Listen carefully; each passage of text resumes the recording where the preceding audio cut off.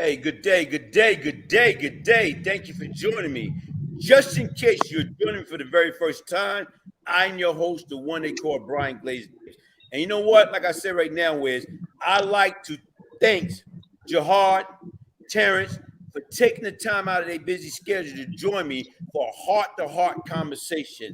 So when you sit back and you look at it, when you got brothers that went through hell in life, that got caught up into that world like I did, want to be down, want to be cool, want to make that fast money. Guess what? Now, when you sit back and we look at it, and we understand the mistake that we made, and what we want to do is how do we share our life experience to stop these kids from picking up that brick, throwing at that prison wall for absolutely nothing. So what I'm going to do is I'm going to go ahead and turn it over to Jihad. Shout out to my brother Jihad. Assalamu alaikum. And turn over to my brother Terrance Gangsta Williams from the hotboys. Yeah. Go ahead, guys. Yo, this Big Jock Concrete Chronicles podcast, man. I was fortunate enough to meet this brother, man. I know Terrance Gangstawilliams. I had met him on the compound while I was serving a 30-year sentence. You know what I'm saying? I met him back in 2005 when the institution went through a situation and he got moved to the USP I was in. We became really close. Through him coming home, I end up meeting Mr. Brian Glaze Gibbs. I've always had the top-notch respect for him. I know his story. I've always followed him. I've been following him since I've been home. And I just want to let y'all know this is my thing. This is my look at things, right? I know we all think that running around in these streets, getting this fast money, we live in this life, man, and this rap star lifestyle. You know what I mean? We chasing, we get all we got. I call it young, fly, and flashy is what I call it. We got these big cars, man. You know, we getting all these women, we getting all this money. But at the end of the day, it's like a dream, man. You know when they say how I give it to the kids, I say it's like we're dead. It's in memory of. While you in that cell, it's remember when Jihad was out here, we was doing this, or big homie, when you was home, we used to do this, that, and the third. Just like when he dead. Man, remember when such and such was here, man, we used to do this, that, and the third. And then, man, you be running around praising your loyalty to people who really don't deserve it and not giving the love to the people who that's really going to be there for you when you find yourself in a position and be in one of these institutions, right? Because we all know that the game, right, only got two exits, death and prison. We're going to keep all the way 100. We know that the game only have two exits, death and prison, but we sign up for it. We willing to shake the dice and gamble on it. And then when the lesser of the odds hit us, we get in there. You know what I mean? We make it through life. We don't get killed out here in these streets. All praise to Allah, but we make it in there. And then now it's, oh man, my sister left me for dead. My homies left me for dead, but you really shouldn't be surprised because your homies never really loved you anyway. This is one thing y'all youngsters got to get in y'all heads, man. These men out here misleading y'all the way they misleading y'all, instead of teaching y'all, man, how to be a positive role model in the community, how to help these elderly. You know what I'm saying? How to raise your kids so that they don't come through the same streets and phases and trials and tribulations that you went through. Then you end up in there and you're shocked because my big homie left me. He ain't leave you. Yeah, he abandoned you for the next young boy that he trying to bring up to make him some money that's going to end up dead or in the same situation as you. But I got this thing that we say, if you stop what you're doing today, if you stop right now today, you could be a living legend, right? Now, you can run around, get away, nickel slick with it. It all comes to an end. I'm here to tell you. I was 24 years old. They took me the day after my 25th birthday. I went to the federal prison. Well, I didn't go to the prison. They locked me up on a drug conspiracy. I was just turned 25 years old, right? I thought I had the world. The feds took 14 cars from me. None of them was beneath a Lexus. They took all this jewelry from me. Platinum was out when I went. I'm a little older, guys. So they took all my little jewelry, you know what I'm saying? And they took $780,000 in cash out of my house. So guess what? I go to jail with nothing now, right? So you build up all this street cred, all this money, and you accumulate all these little material things that really amounts to nothing. When you can get out here, I wish that I knew everything I know now. I wish I knew that back then, that I could work or not. Man, I work. I feel so good going to work doing 8 hours. It feels so good. I wish I knew this when I was young. I wish somebody would have gave me the work game. You feel me? You can go to work. You can build your credit and do the same things. Hey, Jihad. Okay, I'm listening to everything that you say. Powerful testimony. I love that. But once again, I want to ask you a quality question. Where did you develop work habit? Where do you develop your work ethic at? Where was you when you developed and learned how to work? Unfortunately, right? Unfortunately, I hate to say this, I developed that in prison because in the feds, you're going to get up and you're going to clean your cell, make your bed straight as a military man, and you're going to work every single day. If you don't, you go into the box. And it's Okay, unfortunate that we got to get sent away to get this ethic. but look at this, right? Here it is. I was faced with the same situation. Whereas when I went to jail, I was ghetto rich. I didn't have to work. But once again, it was a system telling me, listen, you don't know what the future holds. You don't know when you get back out what you're going to need to do, what's going to happen or whatever. My mother was alive. So when my mother was alive, my mother held on to what I had. So the difference, when she died, that fortune died with her. And people do not understand that. Because when you go to jail, none of that materialistic, none of that cash flow, none of that stuff go with you. So people don't understand that. So the difference is with this young lady, and it's funny, I only listen to people I love and respect. So once again, she got me. She made me RESPECT, respect her. And she told me about the you need to develop working habit, work ethic. So I went to Unicorn and I got a job. And right now, I think I was a grade 4. I know a grade 5 starting out, man. You know, making gloves and all this other nonsense. No, I think I started out being an orderly. And then right now, I think you start off at 23 cents, then you go to 60-something cents. Then right now, I think I got as high as a grade 2, 92 cents or whatever. And then working out, bro, listen, man, a rude awakening. So why the hell a person like me had to go to the penitentiary to develop working ethic and work habit? You know what? Hold up. This dude licking his damn finger. Like, listen, you ate Popeye. You ain't ate no Kentucky Fried Chicken. Finger looking good. Like, OG, as I was listening to Jihad speak, right? And I remember when you and I started talking, the thing that we all have in common is we all were the same age when we went to prison. wow. Listen, I was 23. Jihad, you just turned 24. OG, you was 24. No, Jihad say he turned. How old you turned, Jihad? I went the day after my 25th birthday. I turned 25. I went the day after my 25th birthday. So Okay. I got picked up. I was 24, but a few weeks later, I turned 25. Look at that. Right. So I was 23. And I think about how at a young age, we was running them streets, making a name for ourselves. Girls, money, cars, jewelry, the homies, everybody with you. But as I sat in prison, I realized, and then I didn't really learn what this word mean or what this number mean till years later, 401k. There's no 401k in the drug game. When you out there hustling, getting that money, when you get locked up, whoever owed you is over with. But you know, we have this thing where we get upset while we in prison, we feel like everybody owed us. They didn't put us there. And it wasn't until I got out here that I realized it's not enough time in the day to do a lot of things that we promised guys in prison. You know, you got your family, you got to work. I work. I never thought it'd be a day that I would have to work, man. I only have a 9 to 5. I pay taxes now. So can I say I'm a citizen, right? Law-abiding citizen. So a civilian, you know, a civilian. Okay, I'm a civilian. A law-abiding civilian then, huh? So my thing is, while we're in the game, we don't think about the consequences later. We only think about now. And like I said yesterday, you know how we was young, we see those abandoned houses and we take a rock and throw it and bust the window, or how we see them little old stores and we don't want to invest. We like, man, that's slow money.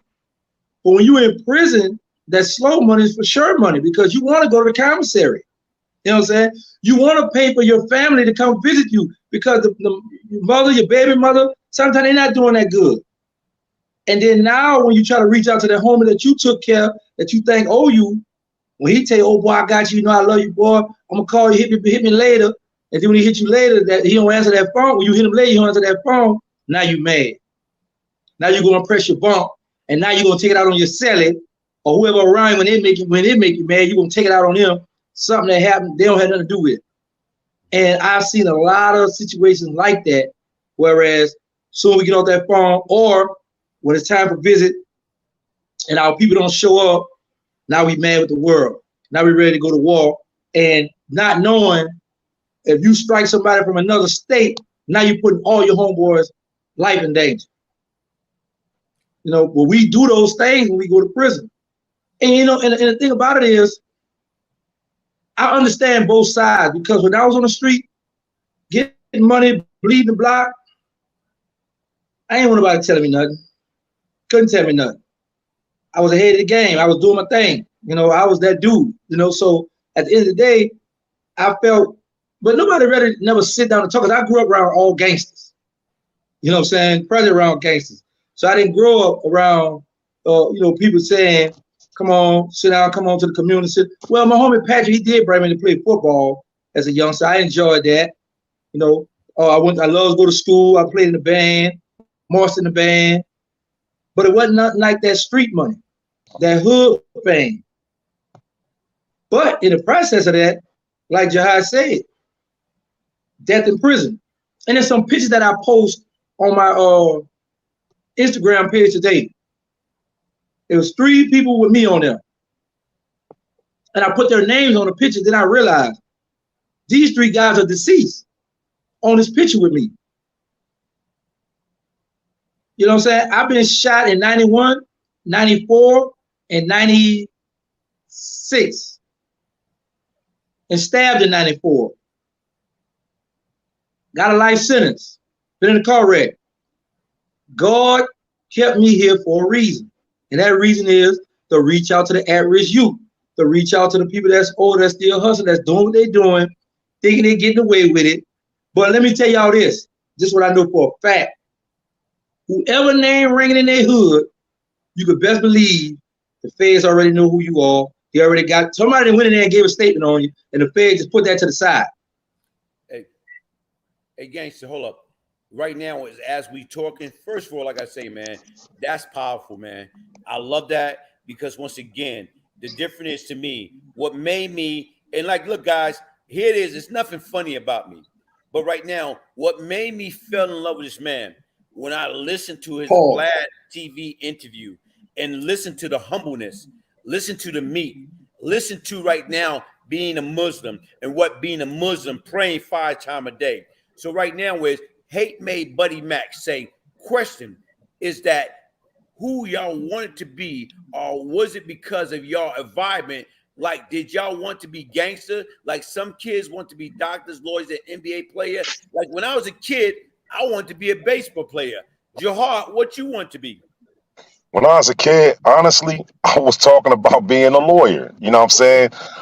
But unfortunately, the environment that I grew up in, I was around all hustlers. And it's crazy, right? With the old heads seeing you. Because as I developed into the person that I was becoming in my hood, it was an old head, man, Joe Mays, man.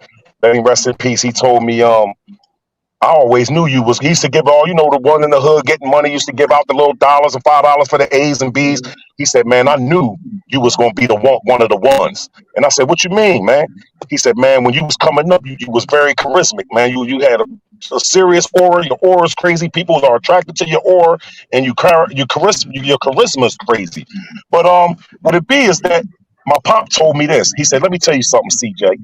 He said, man, you can run any Fortune 500 company, man.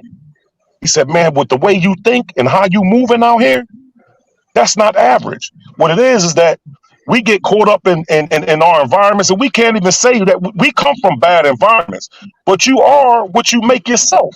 You know what I'm saying? You don't have to. I got a homeboy, my best friend, our birthday the same day.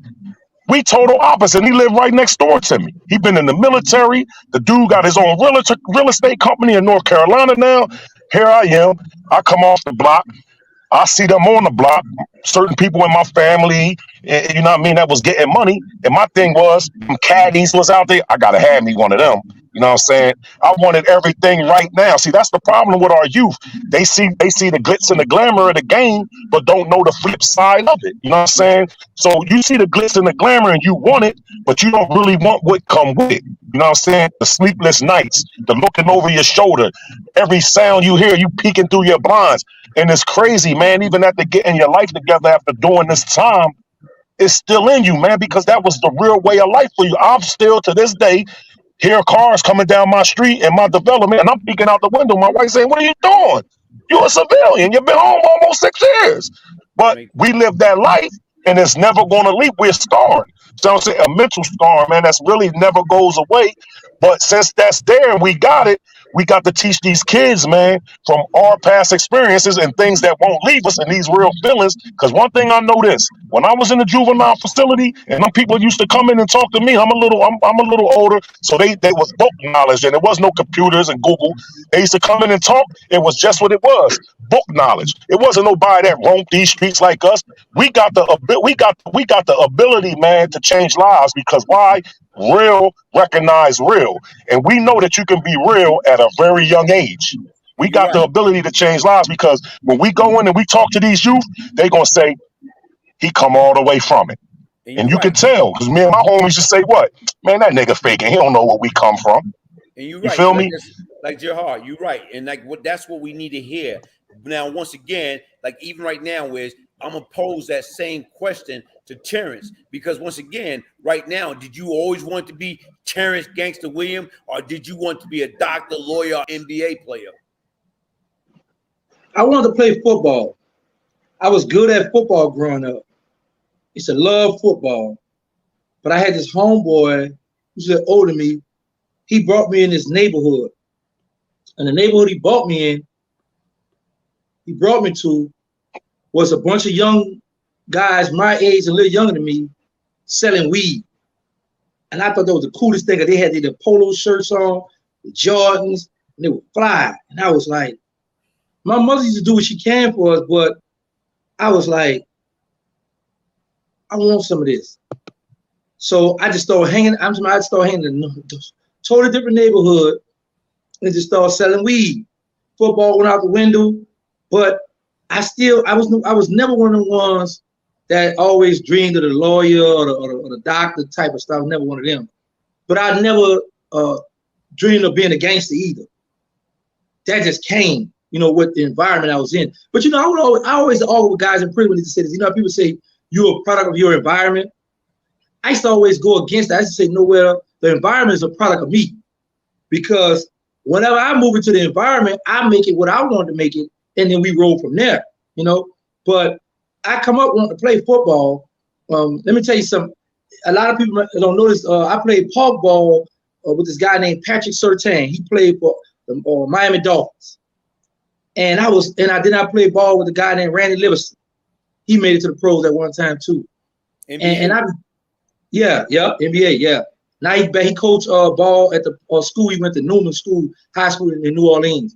But I played park ball with those guys, So I'd be like, sometimes be like, man, I could have went to the pros. But back then, guys my age, 5'9", 5'11", that wouldn't really hurt. Or you had to be like Jihad height inside. Jihad, you about 7 foot, right? So Nah, I'm 6'4", man. okay. So it was never a thing with me where I want to be a lawyer, I want to be a doctor. No, that was never for me. It's just that I grew up in the hoods where I always seen young, fly, flashy dudes in my neighborhood. And like I say, my mother worked at the Sheraton Hotel, but she had 2 other sons she had to provide for. She had to pay rent and light and water and all that stuff. So I was like, man, I know how to steal, so I'm about to go hit these stores. And from there, I hung out one night. One of my friends to steal a car, hung out one night, and I ain't looked back since, man. And you know what? Sit back and think about it, how life is. And the difference right now is you speak about your mother a lot. And right now, like I said, that's what changed me being the way my mother died. And Jihad, I had never heard you spoke about your mother, but then again, trust me, as far as your mannerism, I know you had a good upbringing. And see, and people do not understand. Sometimes people like to say that we're a product of our environment. And the difference is, just because you grew up in the hood, that don't mean you have to be a product of that environment. Because I know plenty of people that did it right the first time that escaped, that didn't, they wasn't locked up, they wasn't criminal. Like to me, I wasted 15 years out of my life in prison, in and out, since I was like 16. So I sit back and think about all the people that for 15 years, if I did another 5 years as a correctional officer on Rikers Island, I would have had a pension. So when you go back and you think about that, it's not what we do, it's how we do it. But even with that being said, I'm going to try to intimate some of the conversation. And that's why I said right now, I'm not cutting y'all guys off, because I know right now y'all very bold. Y'all like, listen, OG, you doing this and that. Here it is, coming from Ply, Sankara. I am from Brooklyn. And to see Glaze transformation is astonished and amazing, that a man went from being one of the most feared men in Brooklyn, running with Pappy Mason, to helping the youth. And the difference is, when you know better, you do better. When you're a lost soul, and it's something that, you know, OG, Terrance Gangstawilliams, came to me yesterday, and he said, yo, OG, if I would have came to your area and say I want half, what would you do? And back then, if I don't love me, how can I love him? If I don't love Jihad, if I don't love myself, how can I love Jihad? I can't love nobody because I don't love me. So the difference right now is, when you're walking around with a chip on your shoulder, when you're walking around with that death wish, guess what happened? You don't care. But now when you open your eyes and you can see clearly, and you can look and judge a person not because of the color of their skin, not because of the geographical area they grew up in, but what's on their heart, what's in their mind, what's in their spirit. That's the difference.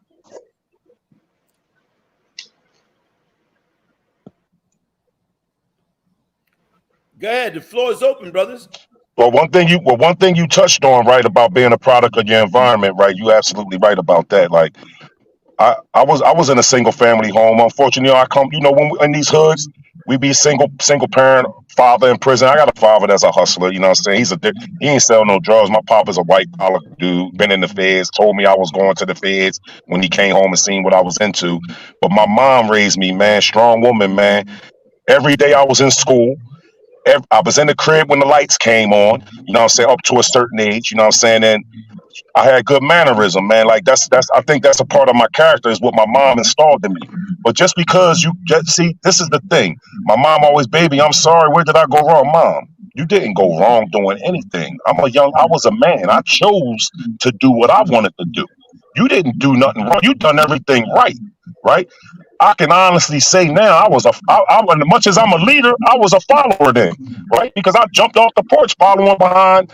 I had some cousins that was getting some money, and I wanted to get some money. They had them caddies. I wanted everything right now because I was young, immature, and didn't know really nothing about life. So if I would have knew everything, like I said, if I would have knew everything I knew today, things probably turned out different. But one thing I also say is, I don't really regret nothing I really did in life, because it made me who I am today. If I wouldn't have went through everything I went through, I wouldn't be able to deliver the message that I'm delivering today. If I didn't go through everything that I went through, so I'm not upset or want to really change. I wish I could turn back the hands of time. As a Muslim, we don't even supposed to say that, but I will probably do some things different, but everything that I went through and everything that I've been through made me who I am today. And I'm proud of that. I'm proud of who I am. You know what I mean? Because, now I'm able to give somebody a positive message, and maybe that they see that the sincerity in my heart, because I'm very sincere. Maybe that message will come across to one or two people. If we can help one young man, we did our job. But I want to help all the young men, inshallah, if that's possible, which I know we can't, but that's my goal. You know what I'm saying? And that's where I'm at with it. You know what, man? Listen to y'all guys, man. Honestly speaking, man, like, I wear my emotion on my sleeve. You bringing tears to my eyes, you and Terrance, because once again, we don't understand, man. When you are poor, black, you are in real trouble. The difference right now is we chasing that what dollar bill, y'all. Because once again, nobody want to starve. Everybody want to eat. Everybody want to be successful. Everybody want to be able to put food on the table, and that's the difference. But the difference is right now is do we do it the right way or we do it the wrong way? And to me, like I say, man, I commend both of y'all brothers because once again, man, listen to your testimony, listen to your story, listen to your life experience, listen to the heartfelt message. Because once again, anybody can get on a platform yelling, screaming, cursing, talking about this person, talking about that person. I'm not about that. Not saying I can't get down like that. That's not what it's about. Because once again, man, I'm tired of putting them gun in my hand and basically right now taking out my own kind.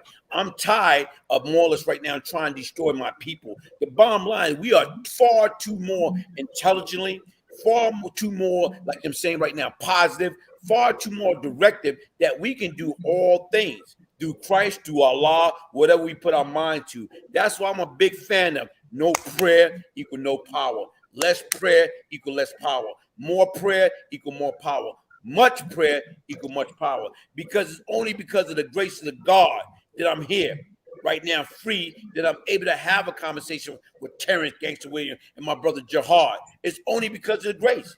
Because once again, when they try to take me away, talking about I killed that rookie police officer, time out. I know what I did and what I didn't do. But the difference is because you got a bootleg reputation, they're going to try to throw every unsolved murder on you, not me. Time out. OG, you had that trademark or copywritten? What? You got a copyright to that prayer thing you just said? Because I'm going to steal that. Bro, listen, man. See, that's what's wrong for you, man. You want to come in the neighborhood and want half. You want to come around each other and you want to steal. Man, you beyond that. You a Muslim, brother. Those stealing days is over. The bottom line, you a businessman. So the difference right now is, guess what? You don't have to steal anything. Anything that you do, you're going to do legally. Why? Because once again, something that you say, you know what, when all everybody was out there telling their war story in those yards in the penitentiary, I was in a law library. So the bottom line is right now, man, honestly speaking, I know you still got that gangsterism in you, but that's not you, man. I want the same way you be that businessman, the same way you being that businessman, I want you to continue to be OG. that. Now you just did what you just did. You just slapped me and then you just rubbed it. Cause let me show you something. You say, hey, you I know you got this gangster to this, you don't have to steal nothing, and you a businessman. So that's my business side just came out. Okay, I just heard something. Oh, I gave you your turn, my turn. You don't have to use the word. Time out. I gave you your turn, my turn. Now, like I was saying, I was interrupted by you. You admitted I'm a gangster, but I'm a businessman. I saw opportunity. I asked you, did you have a copyright or did you trademark it? And okay, this is the business side of me. I like that. So what that got to do with being a gangster or stealing something when I asked you on national YouTube? You come my business side. You still coming. Yo, OG, look, man, because right now, if you don't got a copyright, I'm pulling out my gun. I'm coming to get it. That's what it was. Hey, Jihad, he looked in the mirror and assumed what I said that was him. So he the gangster for real. No. So he the one. Cause let me show you something. One thing I always try to tell the youth, right? We can change. We made all the change in the world, right? But one thing you'll never be able to do. This is one thing why I don't like to get into the arguing and the beefing on here, because one thing about a gangster, a real gangster, is in you. It's in your blood. So we all got that still in us, right? But we positive. We on the positive level. We've changed our lives.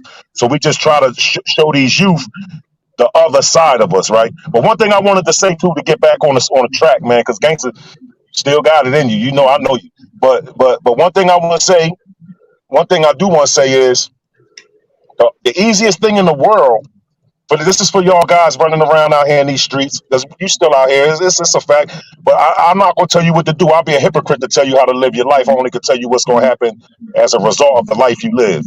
The easiest thing in the world to do is to do a thing. That's easy. Pull the trigger, line somebody up, stick them up, hustle, do whatever you're going to do. That's easy. The hardest thing in the world to do is to deal with the repercussions that come behind it. So that's one thing I want y'all to keep in mind too. And like I always say, if you quit today, you can be a living legend. You can sit here and do this too. Motivate the youth, give something back. you know what I'm saying, that you took from these youth, that they looking up to us. You know, like that last night, Gangsta, you had a real powerful show. I watched it. A lot of people look up to you, man. You got a chance to change some lives, and I know you're gonna do that because we talked, and I know where you at with it. And you got a real good chance. You got a real good, nice platform. You got a nice following. People want to hear what you got to say. Use it to And do it. Use it, man, for what Allah blessed you to come out here and use it for, dog. Because you got it. let me say this. Let me point this out to the both of you and myself, because my ears are the closest. You know, when you make that statement, Gangsta, you still got that in you. Always remember this. When you point that finger, you got 3 more coming to you. Always remember that. When you that's point why I that say we finger all at me, still got it in us. That out. never goes nowhere. I let you talk. My turn. Jihad. You already gave your cook ball. My turn. Listen. When you make that statement, Gangsta, you still got it in you. Only Allah know what I got in me. Only God knows. You're absolutely right. Only Allah know the heart of the believer. You're right. You're right. Absolutely right. Hey, time out. I gave you the floor. I never interrupt you. My turn. I don't want no ad libs or none of that from you. Now listen. Because when you sit there and you say that, when you point that finger at me, it's 1 going to God and the 3 going to you. So sometimes we got how the Prophet Muhammad, peace be upon him, tell us, think before we speak. Think 3 times, because we don't know how that would affect a person. Yeah, because you're right. now we got to keep in mind that we got a lot of youngsters that's listening in on us. Now, of course, we're going to be men first. However, the youngsters that's still in the streets that don't know no better, see, when you point that finger saying gangsta still got it in their mind, I'm going to listen to him, but man, he still got that gangsta in him, so I'm going to do a little something, but I'm going to try to listen, but man, I'm all the way out here head first. And then some of them won't get that message, because some of them going to be like, man, he faking, man. As soon as he get off this camera, he going to the block. As soon as he get off this camera, he going to stick up something. As soon as he get off this camera, he going to take that hit. That ain't me no more. So stop saying, gangsta, you still got that in you. All thing I got in me is making sure I'm okay, protecting my household, and giving out the message to the people, bro. That's all I'm on. And I'm mad. Listen, I'm mad right now because I just went to Popeyes. I ordered this here drink. I asked for a Hawaiian punch, no ice, and it's still watery. They watered it down. That's what I'm mad about right now. Now, I could go back and bring that back, or I could just take the loss. And I'm going to go and take the loss. But at the end of the day, in prison, we don't have that. Yeah, I'm going to take that L. That's a fact. But in prison, we don't have those options. We got to take what we can take. But somebody, while you were talking, Jihad, somebody put something across the screen that was real powerful. They say, we do 2 years of balling and we'll do 30 years in prison. Oh, that man. Was all the message. It don't add up. That was don't all. add up. That's a fact. I like that. I saw the name, but this Mr. Gibbs show, so I couldn't step in and, and navigate that there, but I wanted to speak on that bag because that person said something real powerful. You speaking on it.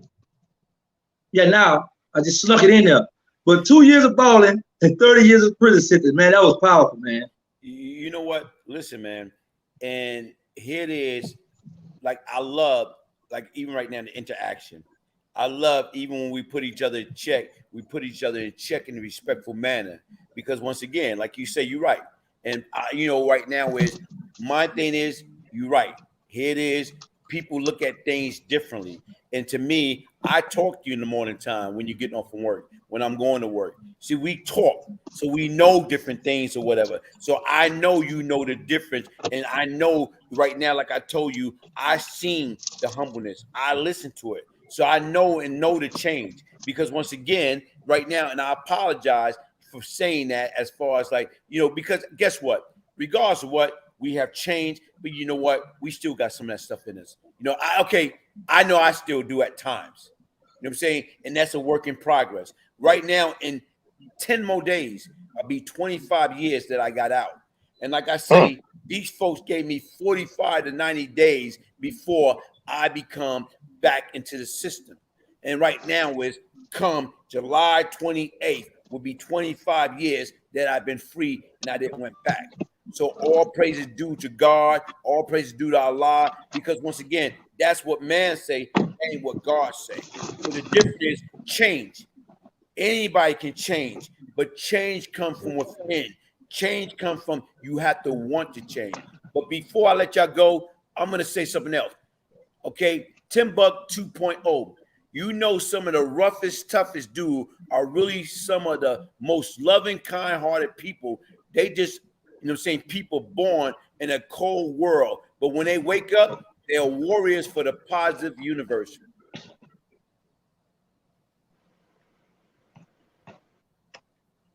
No comment? No comment? I mean, to an extent, you know, that's true. But you got people that grow up in a lot of environments, and that's in those environments, and then they're sick-minded, feel like they got to keep that switch on, that are rough and tough. Because I've seen plenty of guys that just always mad, that just always, you know, with the gorilla mentality, and it's like the switch never turn off. It's just always grumpy and grouchy. And I just be like, man, when he get old, he gonna be one of those grouchy old men. But you know, a lot of us do come from that back, and a lot of us are forced into that situation. Because I was seeing some good boys that used to get picked on. I know one, he's deceased now, but he was quiet little good boy. They used to ride and jack him, and when he got older, all the guys who ride and jack him, he paid him a visit. He went and got him some get back. And we had those situations in society.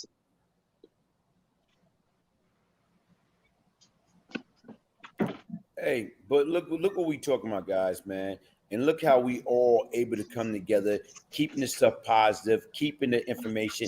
And something that gangster, what you say, what I love, because I went back to listen to your podcast after right now doing the interview that we had yesterday.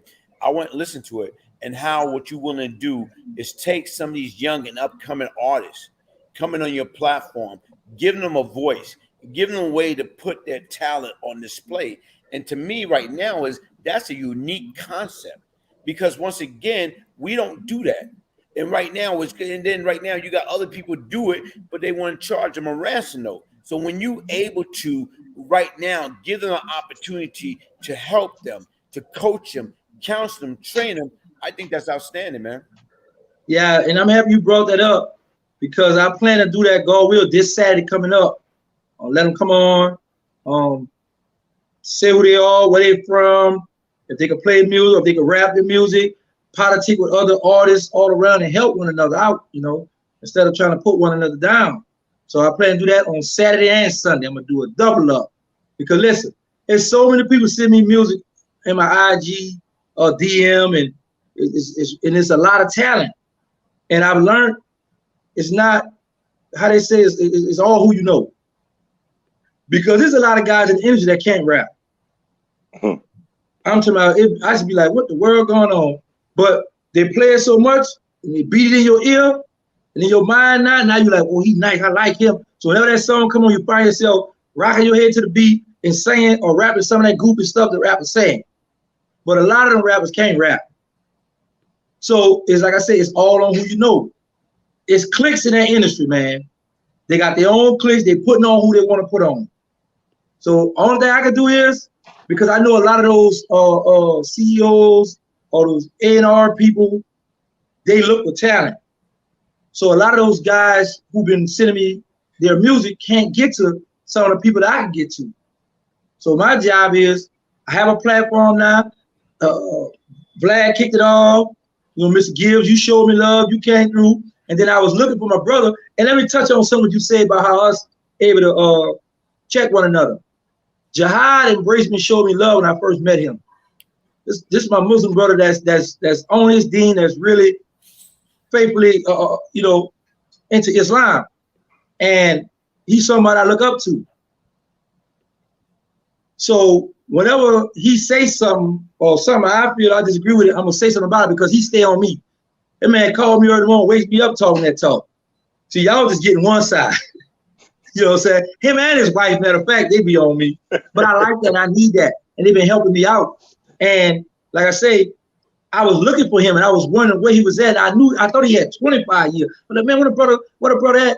And I was on the YouTube, and I seen him on YouTube. I said, the brother got a podcast, and he was speaking something about me, and I was like, yo, how I get it? And I did the same thing I did with you, Mr. Gibb. I sent him an email. And now God put us back together. So now you got 3 black men. That's a force. That got a message. You see how powerful this is? The big 3. Man, this is something powerful right here, man. Definitely. You know? And now that I said, oh, man, shout out to Queen France. She my business partner. She go have me with the podcast.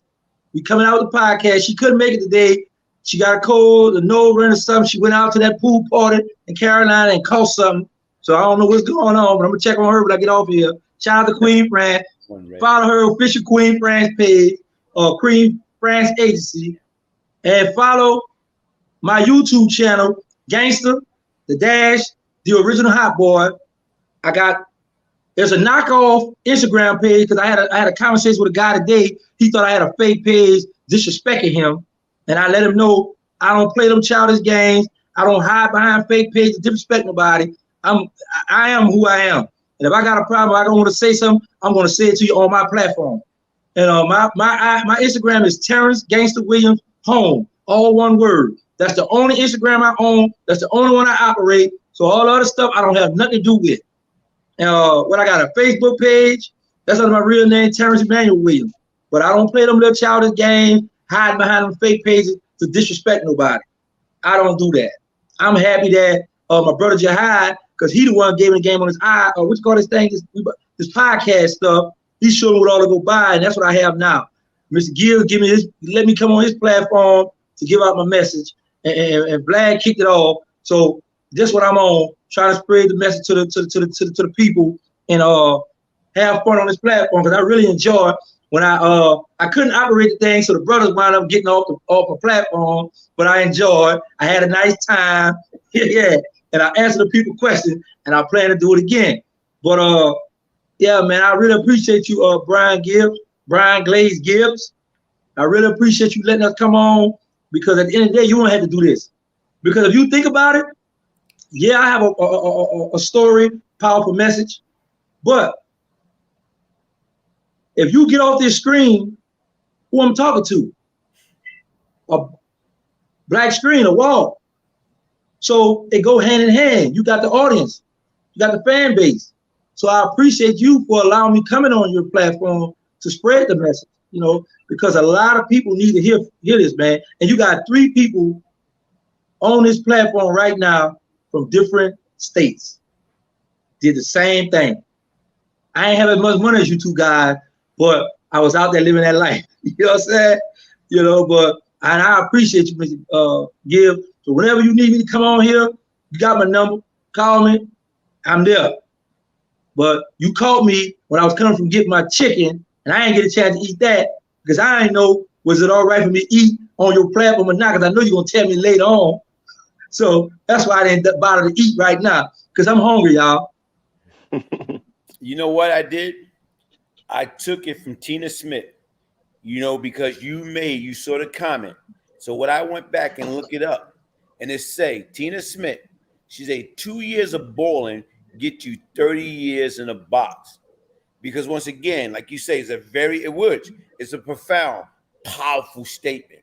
And a lot of times people don't understand. We want to pick up that brick, throw it at that prison wall, and you want people to understand, is it worth it? Is it worth, you got people, your name is ringing in your neighborhood. People's talking about you. They talk about Jihad. They talk about Gangsta. They talk about Glaze. But once again, we out there. We jump off the porch. We want the fly things. We want to be down. We want to be cool. But yet still, our name is ringing in the police station. It's ringing in the federal building. It's ringing in the street. And then you sit back and think of it. Is it worth the next 20, 30, 40, or the rest of our life in the penal? All because of what? Because to me, I call it fronting. I know what I was doing. You know, I became something that I wasn't. I was smarter than that.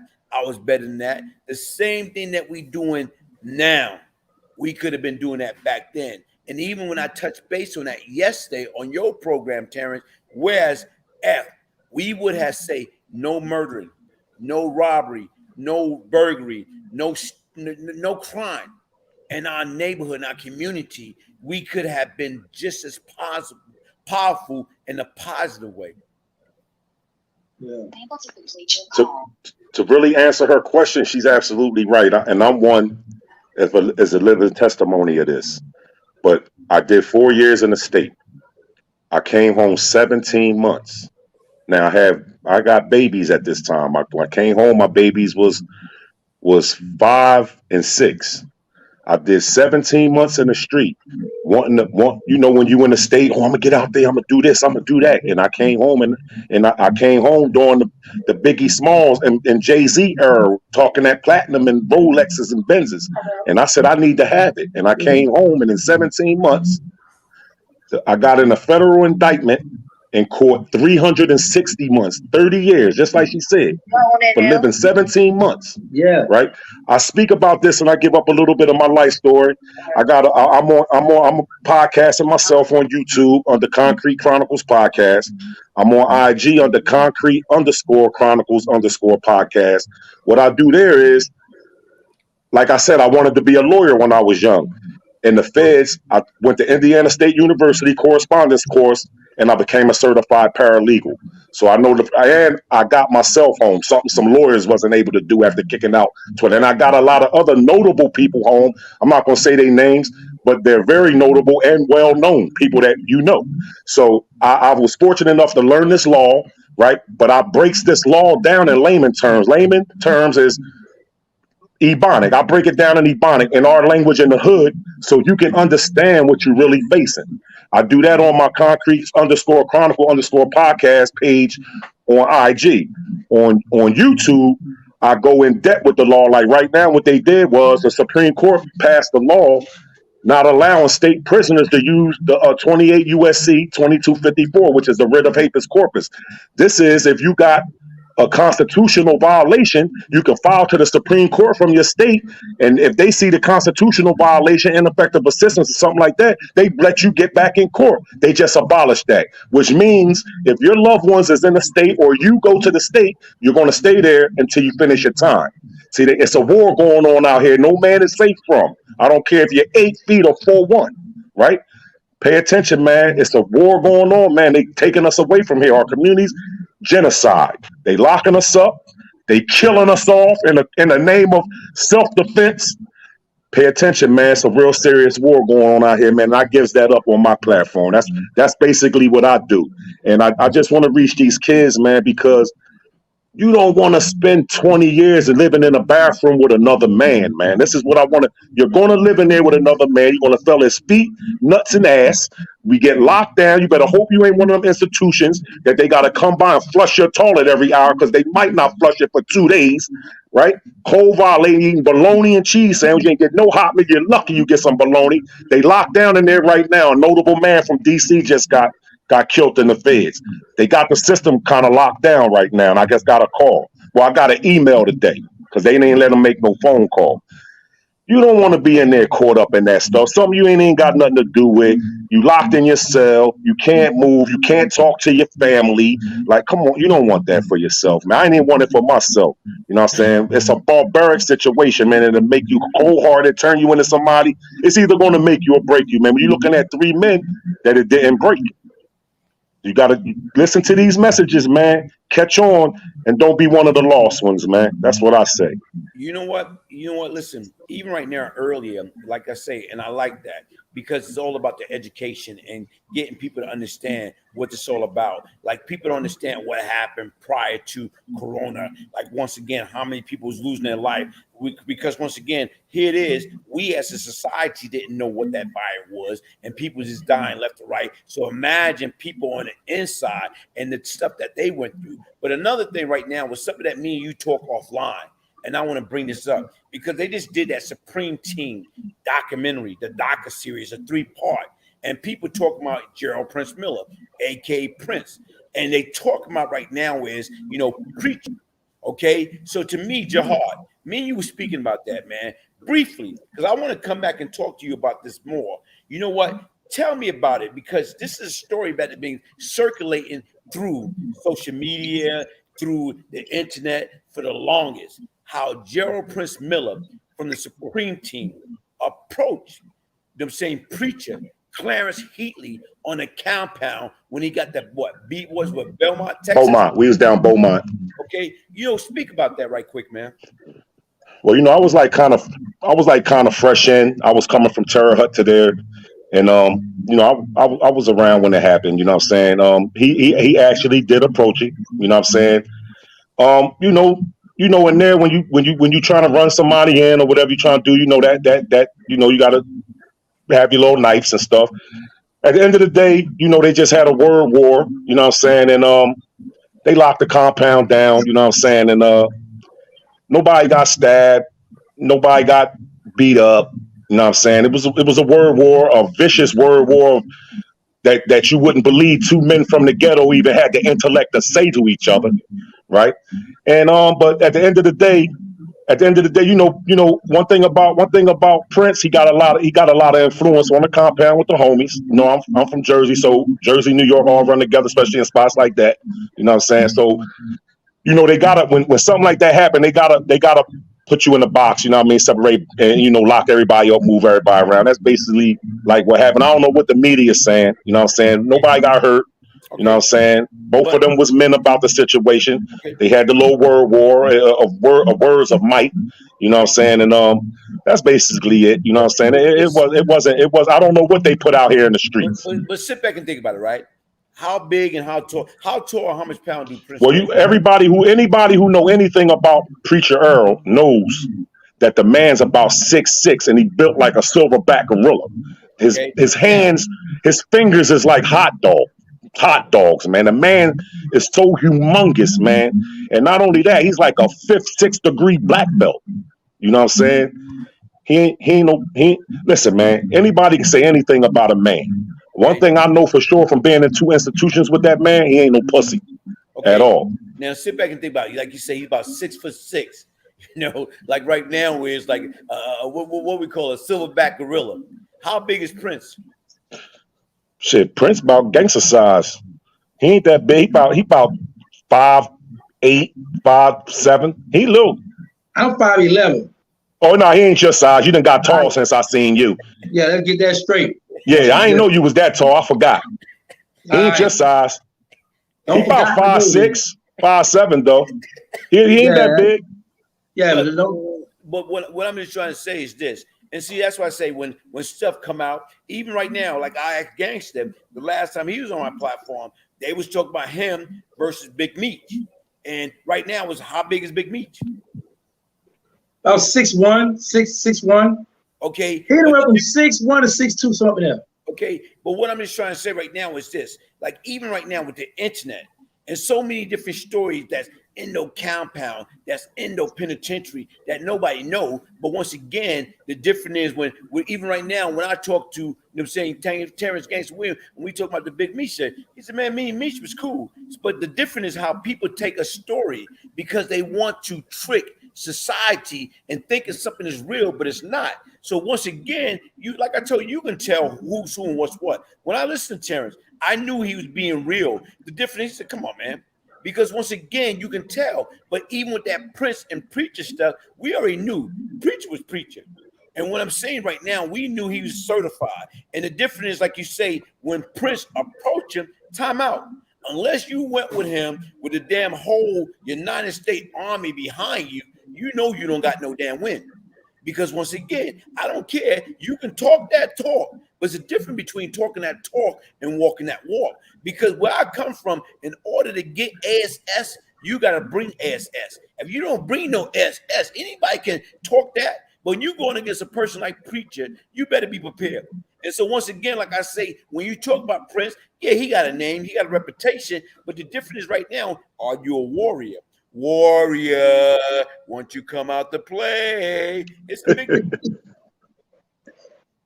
Hey, yo, LG.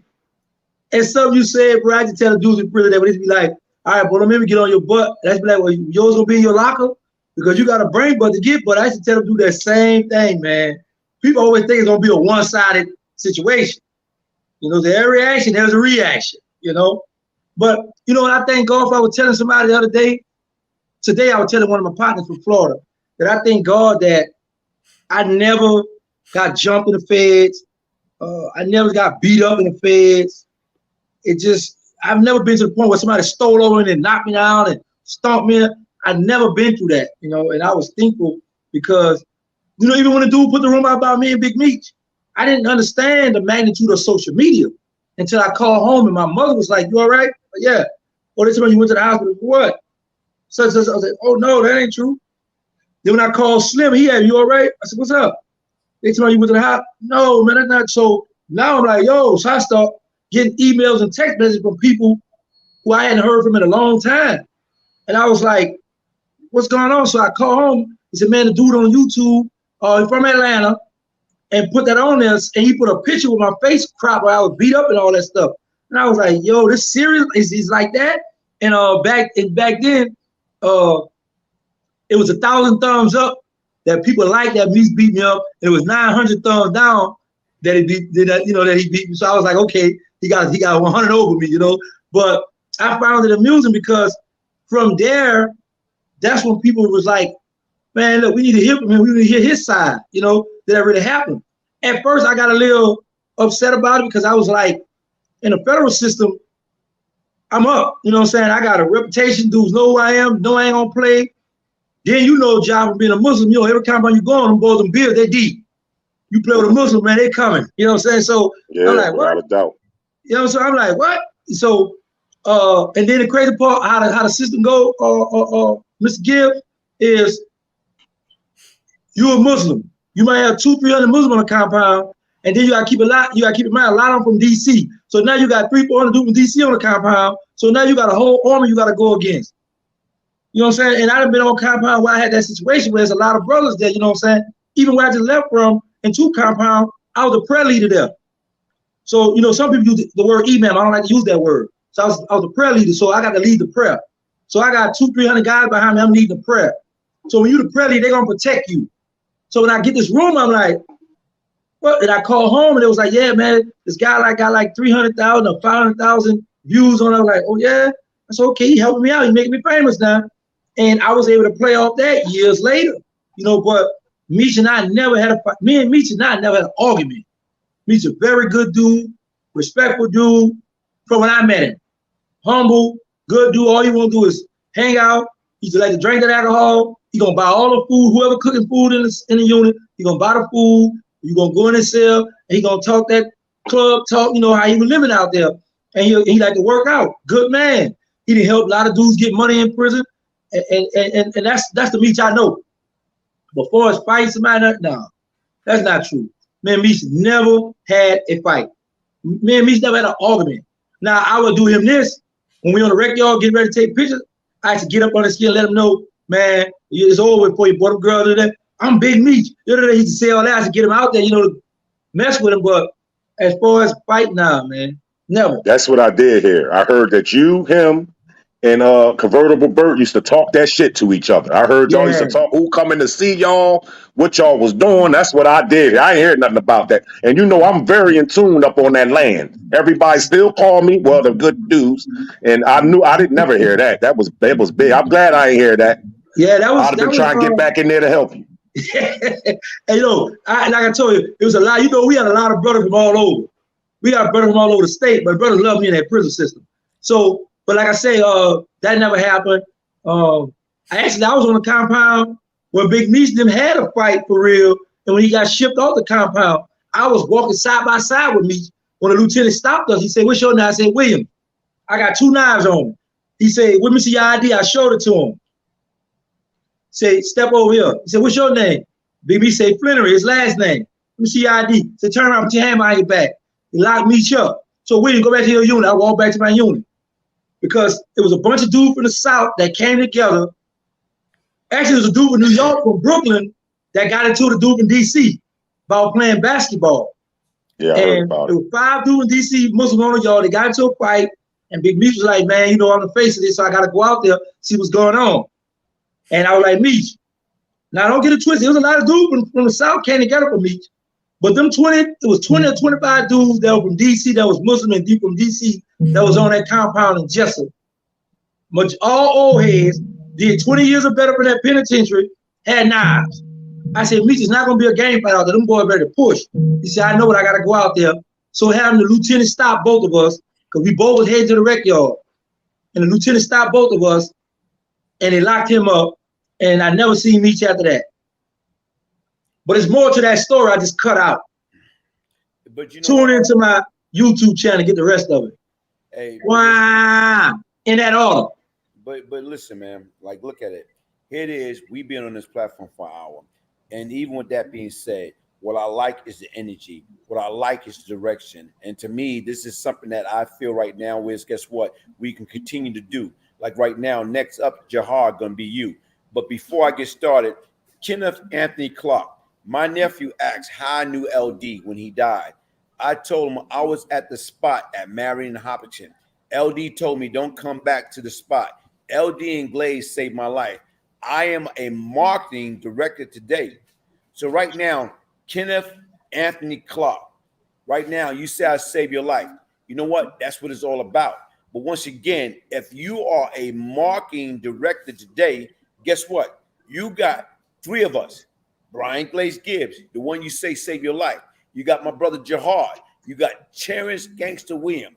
We are three individuals at this present time that we need all the marketing experience and direction that we can get. So once again, I sent you my email address.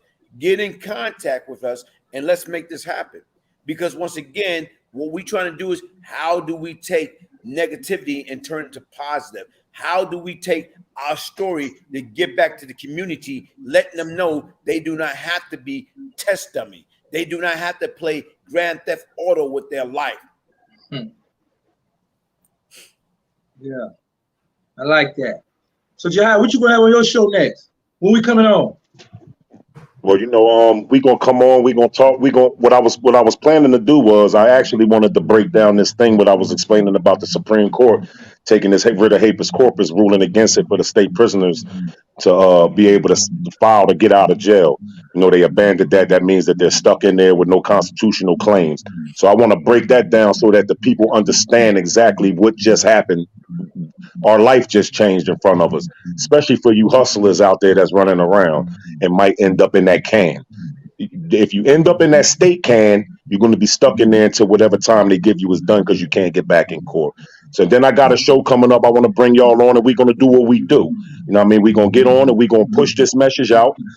You know, God willing, inshallah, man, that we can build our platforms up as big as we can get them to get this message across the world, man. And inshallah, we can move around this world, man, and give this message out in the schools and these youth correction facilities, these high schools, middle schools, colleges, because we can go there too. What they know that we don't know. Tupac used to go in them colleges. You know what I'm saying? What they know we don't know. We know more about the streets than anybody can teach them. Right. And we know how to escape them better than anybody can tell them. Right. Because we've been doing it all our life. All you got to do is change your mind, change your ways. Seem like a hard thing to do, but it really ain't. Right. But the thing is, you don't want to wait until it's too late. You feel me? That's like I said, the easiest thing in the world to do is to do a thing. And the hardest thing is to deal with the repercussions. Right. A lot of people, it ain't even no money out here no more. I'm still in tune with the streets. Ain't no money out here. Not the kind of money we was getting. So why you want to risk your freedom for pennies? You ain't even gonna have commissary money. Commissary $320 a month. You ain't even gonna be able to do it. Now you need $75 a month for your phone. Right? And then you better hope you don't get one of them institutions that you got to pay 75 cents to wash your clothes or 50 cents to dry them. Or you got to send them up the laundry and everything coming back tan. So I'm saying, so you don't want to put yourself through that. Because now, one thing you said earlier, things I want to touch on too. You said, man, it ain't enough time in the day out here. Remember when we was in there like, yo, you ain't sent me them pictures yet? I get that order. I just sent my man pictures I've been promising him for a year. I just sent them. Right? Because it's not enough time in it. Now I had to apologize to my mom, my sister, because they who roll with me and my daughters, you know what I'm saying? Because everybody else abandoned me and the ones that love me. And I was one of the ones that took care of everybody out here. So they the ones that stuck with me. I had to apologize to them women, all them women in my life, man, because I said, damn, it's really rough out here for the working man, the working woman, and it ain't enough time in the day really for you while you going to work trying to take care of these bills. Especially right now, we going through a serious crisis out here. So it's not even no money out here. And don't put yourself in the position to go in there and then you need somebody to take care of you, because people can't even take care of themselves out here right now. Right? And there's not enough time in the day. Just like you said earlier, man. That's, this thing, man, it could get deep and touchy, man. Yeah. And you know what else I want to say right quick? I want to apologize to all my baby mothers and all the baby mothers and some of the men that have a house. Because I got my own now, and I didn't know it take this much, man, for a house. Hey, yo, man, listen. It take a lot. I see why don't women be saying they need that child support, they need help. Man, you got to buy a lot of stuff. I've been in prison half my life, so I was used to just giving my little toilet paper, the bedroll, the little stuff they go to the commissary. But now when you live by yourself, man, if you're gonna spend $2,000-$3,000 just buying the necessities and stuff to clean the house, that ain't including the furniture, the TVs, and all that stuff, man. It's serious out here, But for the working man, for the working man, I want it, and I welcome it. Hey, Me Mr. too. Glaze, Mr. Gibbs, there was two people that came on. One had a Saint sign up, and one had a Drew Brees sign. It was my homie. They say something about the Ninth Wall. Okay. They got a New Orleans up here right now. Yeah, look, somebody came up and said, what's the difference between uptown New Orleans and downtown? Oh, the big difference, because we call downtown boys like they country boys. They want to wear the big old herringbone chain, the girl with a big old hoop earring in their ear. They like them old school cars downtown, but don't get it twisted. It's gangsters down there. Let me straighten that now. Plenty of gangsters. I know plenty of gangsters from downtown. But but now, since Katrina hit, and since they tore the projects down, a lot of people from uptown moved downtown now, so it's mixed now. But at one time, you could tell it was like a whole different flavor from uptown and downtown. Yeah, they just got a whole different little way they carry themselves downtown from uptown. I think we got the best swag uptown. And if you think about that, because I hear dudes from Harlem be talking about uptown and how they dress, so I think uptown everywhere got to be like the best. Somebody need to check me on that if I'm wrong. Okay, Bully Mills say, yo, that is the Ninth Ward, the beginning of it, but people should know the whole East is the Ninth Ward. What he talking about is, we used to have those arguments coming up in juvenile jail. That's where it started from. Because you got the East, it's like a separate little area by itself. And you got the Ninth Ward, which is the biggest ward in New Orleans. So the guy, even we're in the Ninth Ward too, because they're looking at anything cross canal. And once you get past in the Ninth Ward area, going on back, they're like, oh, that's the Ninth Ward. But you have some guy like Zion President, the Florida President, be like, no, they ain't the Ninth Ward, they're the East. But they are the Ninth Ward, but like I'm from uptown, the Third Ward. And we used to, the Third Ward and the 10th Ward to click up to fight the Ninth Ward in juvenile jail. So I used to want to separate them, like, yeah, no, y'all ain't the Ninth Ward, y'all the East, because they was deep. And we used to have the two wards that come together to fight them. But it is the Ninth Ward. You think it's really the Ninth Ward, but because they got different little parts in the East, they'll try to separate them from the Ninth Ward. And they're a different breed of dudes too. Them the dudes get money, always to be flying that East. The Ninth Ward just rough and rugged, man. You see a bunch of diapers hanging all on the what you call the power line. You know how people throw the tennis shoes up there? You see diapers, all kinds of stuff up there. They're wild in that Ninth Ward, man. That white Ninth Ward, rough and rugged, man. But who it is? Somebody repping your, they repping your part now, Mr. Gill. Where New Jersey at? Ain't no New Jersey ain't pulling up. Hey guys, listen, man. On a serious note, man. Thank y'all for taking the time out your schedule. Thank you for basically allowing this to happen. And what I want us to continue to build, like long as we doing it like this, and there's no negative, there's no drama. We see that the energy, we see that the respect. That's what it's all about. We don't have to belittle each other. We don't have to talk about each other. Hey, hold on, wait a minute. I seen something, man. New Jersey, okay. Let me go to high. They said New Jersey's for hygiene standards. He did New Jersey. There you go. Jersey in the building with big brother Jihad. There we go. We in here. 050. Okay. But see, that's the difference, man. When we can able to come together and sit down and come up with powerful, positive conversation, that's what it's all about, man. And to me, right now, when we don't have to be watching people get online, eating Popeye chicken, you know, Hey, yo, Mr. Gill, as you were saying that, God is my witness. I was like, you know what, on my platform, I'm going to have Popeyes Mondays or Popeyes Sundays. And when we going to get on this platform and we going to have Popeye. Now, I was just thinking that when you just dissed my Popeye. I ain't dish your Popeye, brother. You did, Mr. Gill. You did that, but I'm cool with that. I'm cool with that. I appreciate you letting me come on your platform. No, I didn't dish your Popeye. You got it wrong, my brother. You got it all wrong, man. Oh, is it why you leave it? Can I answer that, Mr. Gill?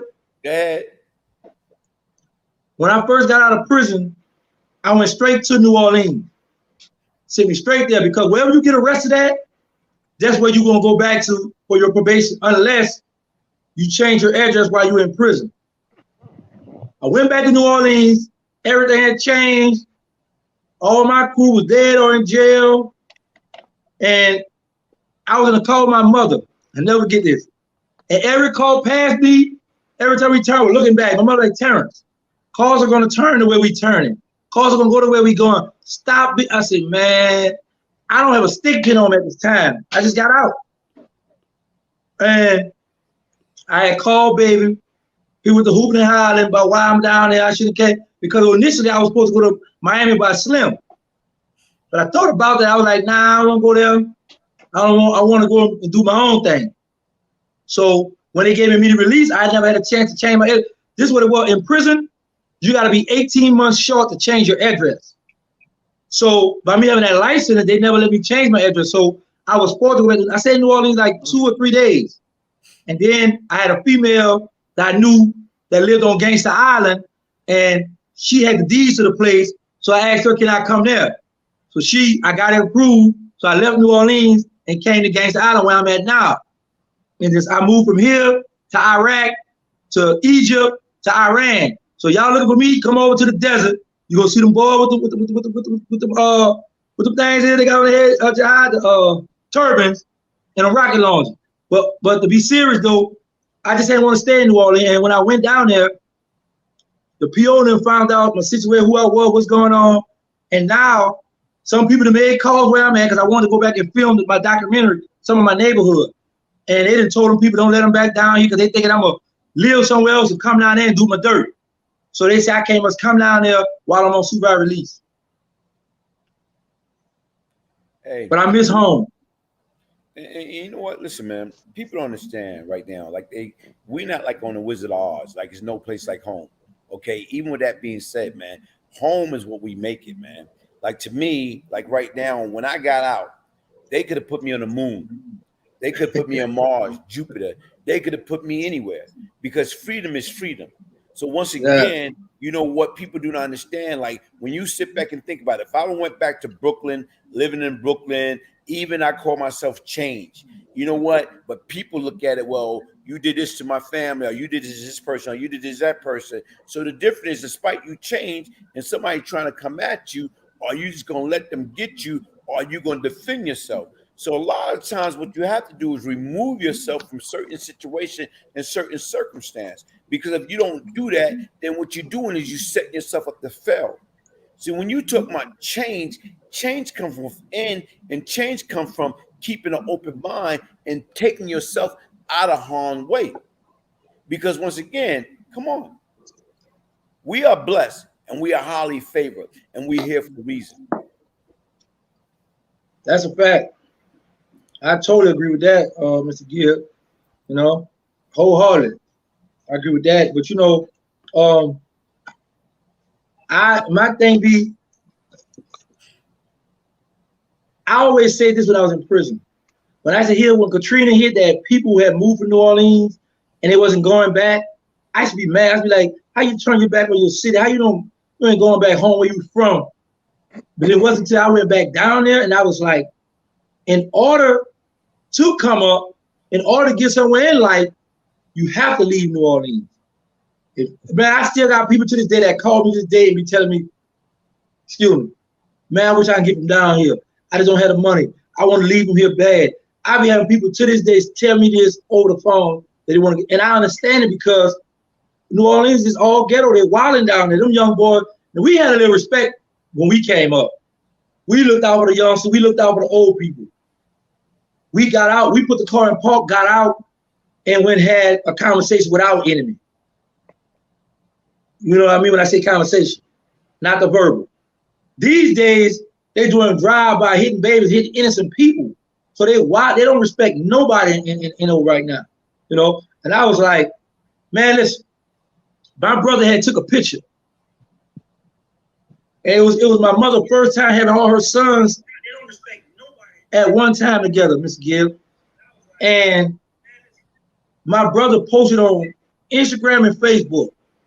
So many my little cousins came to my house, and they were babies when I left. And I'm like, ooh, they big boys. They got them foreign things on them.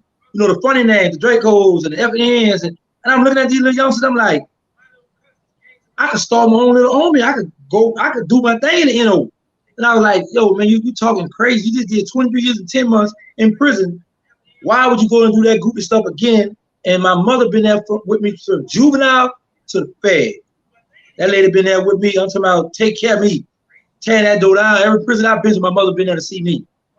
And I just had to get a quick reality check, and I had to get away from them. But once I got away from there, the enemies, they called, drop notes and messages saying, don't let them stay down here for whatever reason. You know, because, you know, and a lot of people, Mr. Gibbs, they think that, and I've always been like this, book smart and street smart. So in their mind, they thinking that I'm going to get a bunch of little youngsters rallied up, because you know it's easy to rally a youngster, go buy them some fresh tennis shoes, get them a little something, get on the block, and then you just point the finger, go. And they doing that. So in their mind, they thinking, okay, he got money, he gonna be able to go ahead on and push buttons now. And that's not what I'm on. You know what I'm saying? So I was happy I got away from that, because now I have a better life now. You know, I'll be comfortable. Nobody don't, well, right, a few people have spotted me, like, oh, we see you from Vlad, and I see you in the undo like the other day, the girl said, we see you on Mr. Gibbs show, you know, I like the interview, blah, blah, blah, all right, that's what's up. But for the most part, you know, I work and come home. I don't go out, I don't drink, I don't smoke, I don't do nothing, you know. I just want to spread the message, give me some money, and kick my foot up, you know. I deserve that. I deserve to kick back, chill. Hey, quick question. Somebody asked Glaze, Renee Mitchell want to know, Glaze, what is Gangsta Allen? I'm asking him. They want to ask you, what is Gangsta Allen? I was being sarcastic. That's just something, you know, I had got that from Birdman when he said Starter Island. You know, people, I look at the magazine, I see that they really have islands that you can buy. So when I say Gangsta Island, I be talking about I'm just in my own little space. I got my own little area where nobody could bother me. So when I say that, I just be playing with the words. That's not accurate. I do not have an island. I do not have millions of dollars. So my daughters and sons and people I'm still cool with do not call my phone talking about give you some money, because I pay bills and I pay taxes now, and I don't have enough just to take care of me and my grandbaby. So do not blow my phone up. Next question. Listen, on a serious note, you see that post right there? Y'all see that post, Jihad? Yeah, I see it. Okay, that is from Dr. Elisa World.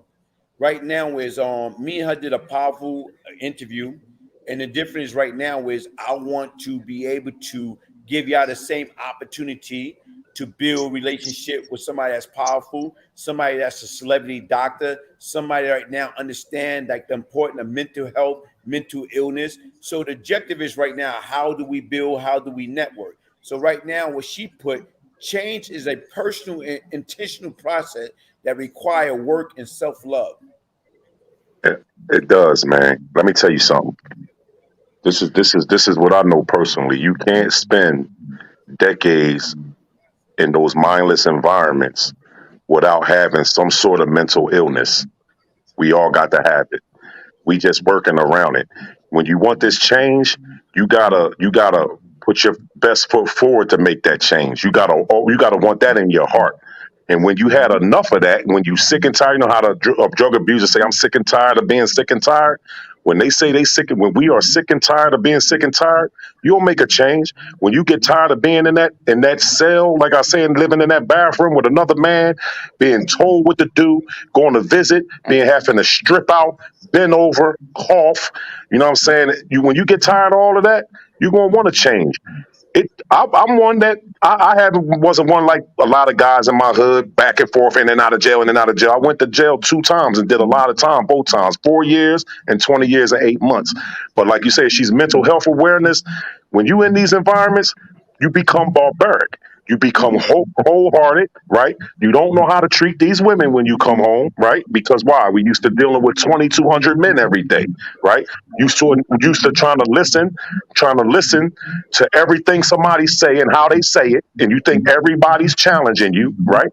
So then we come home with these defaults. And this is that mental health. A lot of men can't deal with it, right? And some people get out here and they crash into that wall. That's why their recidivism rate be crazy. Then you got some men like us that come out here and can deal with it a little bit, right? And this is the ones that's making a change, right? Because I've been out here New Year's Eve gonna make 6 years. I've only been to jail 2 times, but I've never stood in the street this long. Like I said, I did 4 years, came home 17 months, and went and did 20 years and 8 months, right? But the moral of that is, I'm just saying, she's a celebrity doctor, like you're saying, she deal with mental health issues, and that's right up our alley, because ain't a man that spent decades in prisons that don't got a mental health issue, right? Because, like I said, we living around 2,200 men. Everything is barbaric. Everything somebody say, you got to watch what they saying. You think they challenging you. You can't go for nothing, right? So everything you coming at somebody. And then we bring those traits home, and, you know, I go through it myself. Ain't nobody's perfect, right? I'm married, right? You know what I mean? And I love my wife. She Muslim too, right? No, I do. You know that, gangster, right? But you know she everything, right? So what do we do? We buck, right? Because why? We've been used to somebody telling us what to do for so long, and then this right here could be a marriage ender too. She got to really love you to put up with that. You know what I'm saying? So that, like, yeah, I would love to build with the doctor, man. You know what I'm saying? Because I know she got something else. Go ahead, bro. I want to reiterate on what you just said, because I kind of disagree with that. We all don't have mental health issues we did all this time. Let me say this here, because let me finish, because of this. You're entitled to your opinion.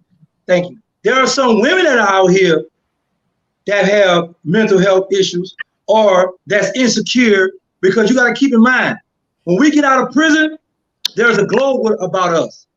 A person could tell you've been locked up for so long.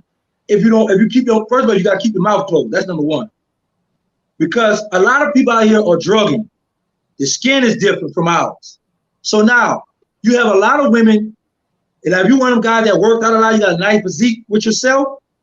When you go places with her, she gonna see other women watching you. So now the minute you have to turn her head, when run look, while you watch her, sometimes it don't just be us, it be the woman a lot. Because I came home to a situation like that, and she was real nice. I was in prison, talking I want to hear, got home, cold nut.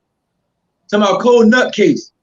I went through it. You know what I'm saying? When I come home, I was washing dishes, clean up the house. She used to tell me, get out of my kitchen. I said, well, you know, coming from prison, they make us clean up our cell. We'll get a write-up. So I'm used to cleaning up. I'm used to making my bed.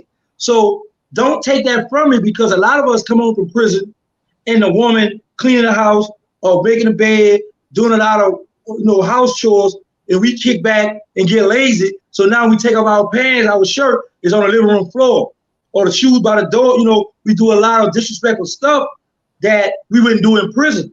So when I come home, I still have that mentality. I want to clean up. I want to keep my spot clean. I want to keep this here clean. So when I was at her spot, I did that, cleaned up. But she was bucking and telling me, get out of the way, watch out, get out of my kitchen. I'm like, no, I want to continue to clean up, because I know how I can get lazy. Because, you know what I say, well, even with Islam, if you don't use it, you're going to lose it. I've learned ayatul kursi 2-3 times, and I stop using it, I lose it. So God will give you something, you don't use it, you're gonna lose it. You know, but all of us don't come on with that mental illness situation. It's mental illness out here in society already. Oh yeah, it's You know, out here. that's like how they got the stereotype people in prison got the HIV, the AIDS, and we bring it to society. Nah, that ain't true. So it's a lot of things. Like, let me touch on this here right quick, Mr. Gibb.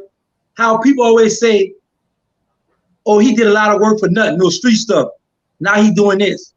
And you had brought up the situation whereas, yeah, I changed, but is my victim family gonna feel I changed?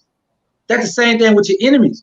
You can say you changed, or people can say, oh man, he did this and this, man, he did a lot of work. People are parrots. Whatever they hear that sound good, they'll take that and run with it and use that instead of dissecting that. So what I mean by that is, I know that I want to change. I want to help people out. I want to help the youngsters out because there's a lot of people that look up to me. I get a lot of emails, a lot of text messages asking me to talk about stuff, right? But I know with me doing and spreading a good message, it's always the enemy saying, oh no, he faking or he did this and this. I ain't forgot what he did to my people. So I need to see him about this. He still got to pay for this. So we can't get too come out here and let our guards down and thinking, you know, it's all good and I can live a happy, free life now. No, you can't do that. So now it goes back to what you said when we dealing with the women, how we feel like people challenging this, because at some point, how I should tell people in prison, yeah, I'm a Muslim, but good brother don't mean soft brother. You know, so people are trying to take your kindness for weakness sometimes. So sometimes when somebody say something, you got to check it at the door because I like a lot of guys telling me like, oh man, yeah, I'm about to check him. No, you check a test. You ain't gonna check no man. But at the end of the day, sometimes when a person say something, if you let it go, they go, oh, he's soft. Yeah, I checked him. Yeah, he a coward. He don't want that. He don't want it. You know what I'm saying? So sometimes you got to be on the defense and, oh, what you mean? But it's a way you can correct stuff. Or sometimes when I don't want to argue with people that was in prison, you know what I tell them? I still do it to this day. I did it to Queen Fran one time. She thought I had bowed out to her, right? I said, you know what? You right or wrong, whatever felt. So I know, I was like, I was being sarcastic. I didn't really mean you was right though. And so she pointed me on, but we were clowning around. But somebody put something up with some Islamic stuff. But you know, I always tell people I'm the love doctor because I'm gonna be honest with you. Like, and you said it earlier, a lot of these doctors, a lot of these people that talk to us, they don't know the streets better than us. They don't know a lot of stuff because we was there. That's my brother. Oh yeah? Yeah, that's my brother right there. Shout out to Abdul Qadir. That's my brother. We grew up together. Assalamu alaikum. Yeah, good brother. Very knowledgeable. You know, and I had a female to tell me when I come home, bro. I just tell her, I said, man, you bipolar, man, you need help. She said, I've been evaluated 3 or 4 times, and the doctor said I'm fine. I said, well, you need to go to a different doctor. She said, I went to a different doctor, and they said ain't nothing wrong with me. But then I just started seeing all the little crazy little different things, and I was like, man, that doctor must just told you what you want to hear, man. There's something wrong with you, girl. And you know, we had those situations where a lot of doctors that give their evaluation, they don't be right all the time, bro. You know, so sometimes, you know, we got to take and say, okay, if it's a doctor that come from where we come from, then they can understand because they know they've been there or they grew up around it or they know people that's been there, so they know better. And you know what? That is a doctor that came from where I came from, so which is huge. And that's why I say right now, guys, you know what I'm gonna do? I'm gonna go ahead and wrap it up. And what we're gonna do is like letting people know where we're gonna be at next. Whether we're gonna come on Jihad platform and like, you know, set up the date and time. So what we're gonna do is I'm gonna close it out by saying thank each and everybody for joining us. So right now is I'm gonna let Terrancegangstawilliams and Jihad both give a closing remark. I need to go first because sometimes when Jihad speaks, he speaks so, you know, fluent and so good that I can't go behind him.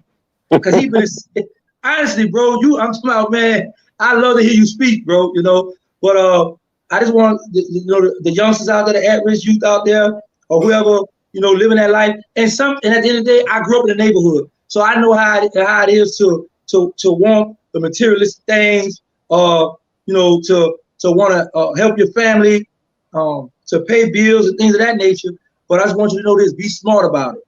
And at the end of the day, the one who you think your friend is not your friend.